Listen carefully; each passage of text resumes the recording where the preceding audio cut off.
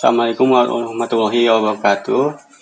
Kami dari kelompok Apsikawan akan menjelaskan tugas besar MPPL, yaitu proyek pembangunan sistem informasi peternakan dan kesehatan hewan yang berada di Dinas Kelautan, Perikanan, dan Peternakan di Kabupaten Cianjur.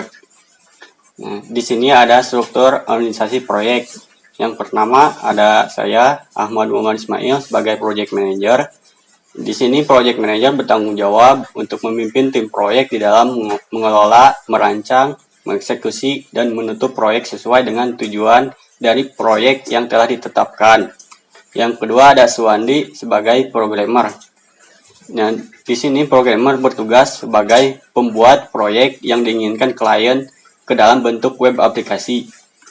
Yang ketiga ada Lutfi Fauzi Ismail sebagai sistem analis, bertugas sebagai merencanakan, mengkoordinasikan, dan merekomendasikan pemilihan perangkat lunak dari sistem. Terus yang keempat ada M. Galih Tresna sebagai sistem desainer. Di sini bertugas mendesain antarmuka sesuai keinginan klien dalam bentuk yang dapat dimengerti oleh kedua belah pihak. Yang terakhir ada Agung Fajar Fadilah di sini sebagai dokumentasi. Dan dokumentasi bertugas sebagai pembuat dokumentasi dari proyek ini sejak awal hingga akhir, seperti dokumen perancangan hingga manual user. Nah, untuk selanjutnya ada ruang lingkup skop yang akan dijelaskan oleh Suwandi. Assalamualaikum warahmatullahi wabarakatuh. Di sini saya melanjutkan dari Ahmad Muhammad Ismail. Saya menjelaskan tentang ruang lingkup atau bisa disebut dengan skop. Nah, yang pertama, permasalahan. Sesuai perkembangan teknologi dan kebutuhan proses bisnis instansi, maka dirasa sangat dibutuhkan untuk segera mewujudkan otomatis sistem informasi peternakan dan kesehatan hewan ini. Nah, hal ini disebabkan sulitnya untuk melakukan pendataan hewan ternak dan masih belum teraturnya penjadwalan survei. Dengan otomatisasi sistem ini, diharapkan permasalahan yang diharapkan instansi ini dapat segera terrealisasi. Nah, yang selanjutnya ada deskripsi atau produk survei. Berikut ini adalah deskripsi singkat mengenai produk atau servis. Nah, yang pertama mengelola data pegawai, yang kedua mengelola data hewan ternak, yang ketiga mengelola jadwal survei, yang keempat mengelola jadwal penyuluhan, yang kelima mencetak semua data sesuai yang dikelola. Nah, yang selanjutnya ada faktor penentu keberhasilan. Berikut ini adalah faktor-faktor yang mendukung keberhasilan proyek dan faktor-faktor yang bisa menghambat proyek. Kerjasama yang baik dari semua pihak yang terlibat di dalam proyek, tersedianya fasilitas pendukung proyek yang sesuai dan memadai, dukungan dari pihak instansi, dokumentasi proyek yang baik dan lengkap, ketersediaan sumber daya manusia yang sesuai dengan jobnya masing-masing, adanya wabah virus corona. Nah, yang selanjutnya, keuntungan yang diharapkan. Yang pertama ada dua. Yang pertama, sistem ini memberikan kemudahan bagi para karyawan dinas, kelautan, peternakan, dan perikanan dan peternakan untuk menggunakan di mana saja dan kapan saja. Yang kedua, manfaat utama sistem informasi peternakan dan kesehatan hewan ini adalah untuk mempercepat pemrosesan input data. Penjelasan selanjutnya akan disampaikan oleh M. Galih Tresna. Selanjutnya ada teknologi yang digunakan, yaitu aplikasi sistem informasi peternakan dan kesehatan hewan menggunakan teknologi informasi yang dapat membantu karyawan dalam menerima atau memberikan informasi dalam waktu yang cepat dan tepat. Aplikasi sistem informasi peternakan dan kesehatan hewan adalah aplikasi berbasis web yang memungkinkan informasi dapat diakses selama 24 jam dalam satu hari dan dikelola oleh komputer. Untuk mengakses aplikasi ini diperlukan komputer atau sejenisnya sebagai hardware dan web browser sebagai softwarenya. Kemudian ada perancangan aktivitas secara global. Di sini ada 8 aktivitas. Yang pertama, deskripsi aktivitas, analisis, dan desain sistem. Membutuhkan waktu 14 hari dengan estimasi biaya 11,2 juta. Yang kedua, desain aplikasi membutuhkan waktu 6 hari dan estimasi biayanya 3,6 juta. Yang ketiga, pembuatan program dengan membutuhkan waktu 25 hari dan estimasi biaya 13,7 juta. Yang keempat, testing program dengan waktu 7 hari dengan estimasi biaya 4,2 juta. Kemudian selanjutnya, instalasi program membutuhkan waktu 2 hari dengan estimasi biaya 1,2 juta. Dokumentasi membutuhkan waktu 15 hari dengan estimasi biaya 12 juta. Maintenance dengan membutuhkan waktu 20 hari dengan biaya 16 juta. Kemudian tambahan kerja dan meeting dan lain-lain membutuhkan waktu 20 hari dengan biaya estimasi 19,5 juta.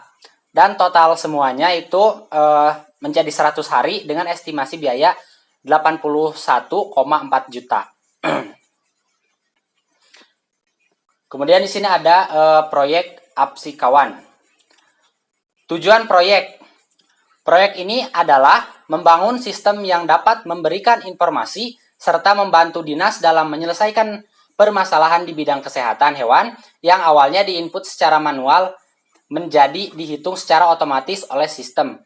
Dengan demikian akan memberikan serta keuntungan baik bagi UPTD ataupun dinas. Hasil yang diinginkan yaitu sistem informasi yang dihasilkan dapat mengeluarkan jadwal survei dan jadwal penyuluhan, mengetahui data pegawai dengan jobnya masing-masing, mengetahui data peternak dan jenis hewan ternaknya, mencetak data pegawai, mencetak data peternak, mencetak data jadwal survei, dan mencetak data penyuluhan. Oke, sekian yang bisa saya sampaikan. Selanjutnya akan dijelaskan oleh Lutfi Pauji Ismail.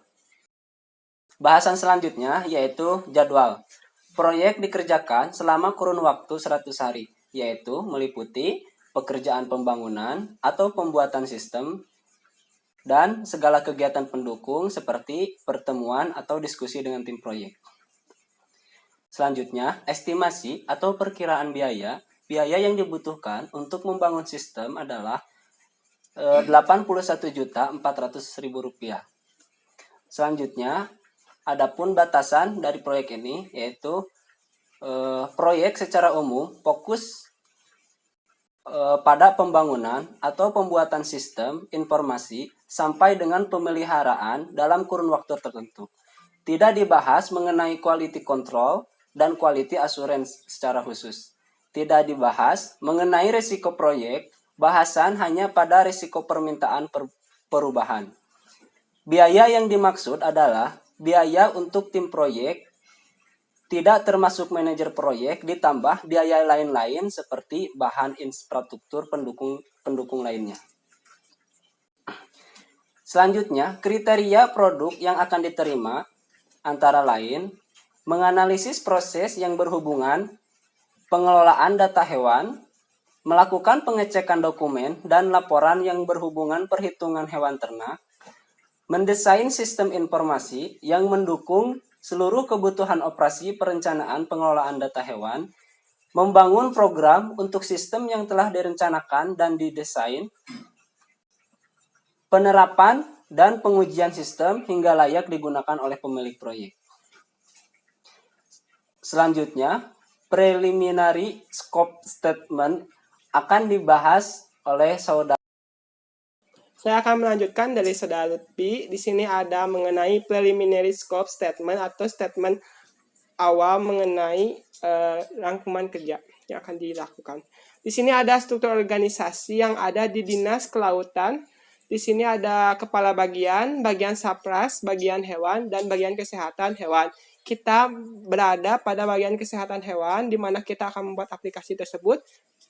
Di sini ada resiko awal yang kita perkirakan, yaitu potensi gangguan pada server selama operasional, ancaman eksternal, pelanggaran user, kehilangan database. Di sini ada gambaran awal biaya kita atau estimasi awal rancangan biaya kita. Terdapat 6 estimasi kita, yaitu pembayaran untuk program project manager, staff, biaya instalasi, printer stroke, koneksi jaringan listrik. Untuk project manager, kita menganggarkan 2,2 jam selama 100 hari dengan biaya per jamnya itu 100.000 dan total harganya itu 22 juta. Untuk staff, kita mempunyai 5 staff dengan jam kerja 2,2 jam selama 100 hari dengan 1 jamnya itu 50.000, maka totalnya itu 55 juta. Untuk biaya instalasi aplikasi, kita menganggarkan 1 juta. Untuk printer stroke, kita menganggarkan 400.000. Untuk koneksi jaringan, kita menganggarkan 1 juta. Untuk listrik, kita menganggarkan 2 juta. Jadi jumlahnya itu ialah 81.400.000 rupiah. Selama 100 hari, kita mempunyai beberapa konsep aktivitas, yaitu konsep ini terdiri dari aktivitas mendefinisikan, analisis, dan kebutuhan. Pembuatan prototipe atau gambar yang terdiri dari kegiatan pemodelan sistem dan evaluasi model. Implementasi sistem yang terdiri dari kegiatan pembuatan sistem dan uji coba aplikasi. Kegiatan konfirmasi hasil akhir sistem atau evaluasi stakeholder melakukan perubahan.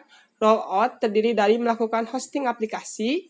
Testing terdiri dari skema pengujian dan melakukan perbaikan. Dan yang terakhir itu ada kegiatan support atau maintenance yang terdiri dari memilih anggota dan menjalankan tim support. Sekian, terima kasih. Wassalamualaikum warahmatullahi wabarakatuh.